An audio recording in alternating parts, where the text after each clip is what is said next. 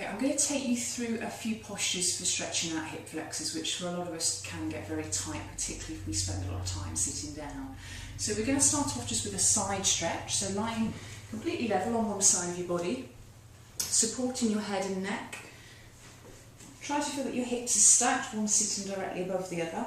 We're going to fold the bottom leg slightly so we've got a little bit of balance. Top leg, we're just going to draw the foot towards the bottom, holding onto the ankle. Now if you can't reach the ankle, you can use a yoga strap here so that you can just gently draw the foot a little bit deeper towards you. But ideally we want to get the foot as close to the buttock muscle as we can. Start to squeeze the buttock muscle, keeping the knees no higher than shoulder height, and we're going to gently start to draw the knee back as we lean the hip forwards. Now it's quite a big, strong muscle group, so you do need to hold this stretch for at least 20 seconds. You can hold it for a minute or a couple of minutes if you feel that you really do need to stretch this area out. And then just hold it and breathe. Try not to fight the stretch, allow the body to relax into it. Okay, and then we're going to either change sides, and you can do your other leg, just swing your legs around, or another way of doing this is to do it face down. So coming onto your tummy, this way allows you to keep the hips level, because we can keep the hips gently pressing against the ground to make sure that we're not twisting through the back. So again, start by drawing the leg towards you, foot comes towards the bottom, and then on the exhale you're just drawing the leg slowly up, and then just hold and breathe. Now another variation of this posture is to work towards a posture called bow, which is a little bit more of a back extension. Nice strengthening posture as well. To do bow, we bring both feet together and we reach back, taking hold of the feet. Draw the shoulders back. On your exhale, we're going to start to feel that we're pushing the feet away from us to lift the chest. Okay, your next movement is to try and lift the thighs up off the ground. And then each exhale, you're just trying to feel if you can draw yourself a little bit higher up into the posture, whether you're lifting through the front of the body, whether you're lifting through the lower body.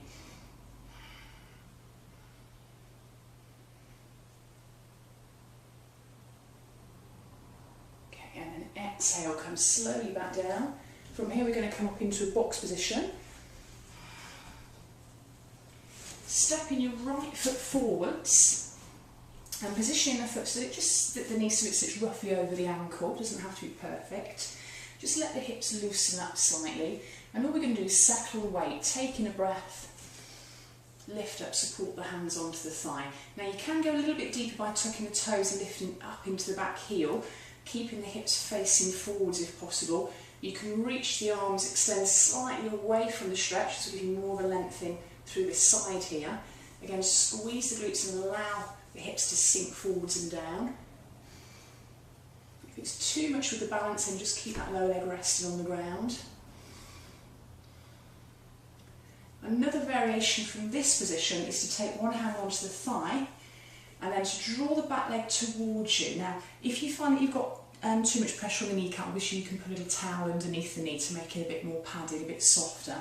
But we're going to draw the foot towards the bottom, and again just sink it into it, and that will give you a much deeper stretch through the front here. Just hold it and breathe.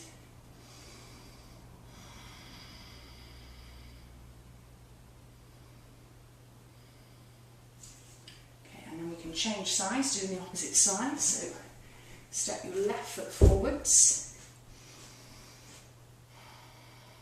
just holding the lunge, and then lifting up. If you find your balance is a little bit tricky here, remember, find a focal point. Keep your eyes disciplined onto a point. That will really help with the balance. If you want to go deep, you can tuck, lift, pushing back. We can then reach up through the arms, leaning slightly away from the stretch.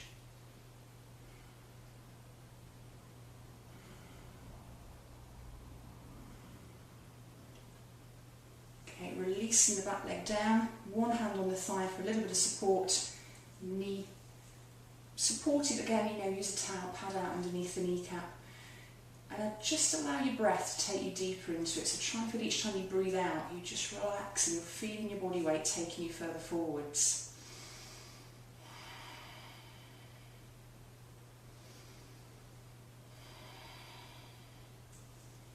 Okay, from here we're going to come just to a basic kneeling position. So again, any knee problems, you can use a little towel behind the knees. It just helps to take some of the pressure out, makes it a little bit easier. Now you can either sit onto the feet, poised toes pointing back towards you, or you can come up, tucking the toes underneath. I like this position because it's actually quite a nice way of stretching the toes out as well, stretching the feet. So if it's bearable, then obviously if you can do this position. Now we're going to come just into camel pose from here. So we take a breath and we lift it up. Squeeze your glutes, take a really good breath, lift up through the chest. Inhale, reach the arms up.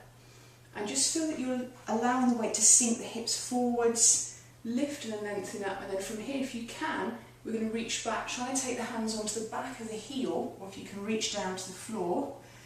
And then just feel that you're drawing yourself further up into the position. Neutral neck, so don't let your head hang. Try and keep it quite open, front and back. Again, the hips are driving forwards, we're pushing the weight down through the knees, lifting and lengthening.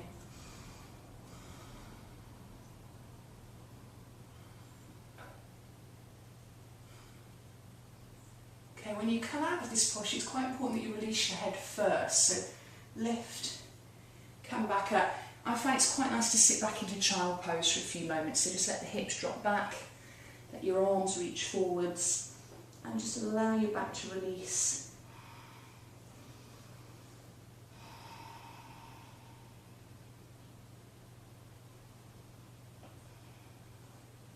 Okay, and then finally coming up, we're going to finish with hero pose, which is a really good stretch for the whole front of the body. Nice little back extensions around the back arch. Obviously it's quite a challenging posture, so just go as far as you're comfortable. We want to start with the feet a little bit further apart so we can kind of get our bottom between. Now a more advanced version, again, you can do this with toes tucked under. It gives you a much bigger range, much deeper stretch. But we're just going to start with the feet flat down, toes pointing behind us. First level, all we do is take the hands behind us, we squeeze the glutes and we kind of scoop the hips forwards and up. Keep in contact with the knees on the ground, lift the chest. If you want to go a little bit further, we can come down onto our elbows. Okay, or further still, you can come down onto your shoulders, taking the arms up and over. So now we're really stretching through the abdominal muscles. It's just a lovely stretch. And again, hold this as long as you can. Hold it for a good half a minute or so. Breathing into it. When you're ready to come out of this posture, it's important that you come out in stages. So again, use your shoulders, tuck underneath, bring the weight back up into the elbows. And then you can just come back and finish either in embryo or in child pose.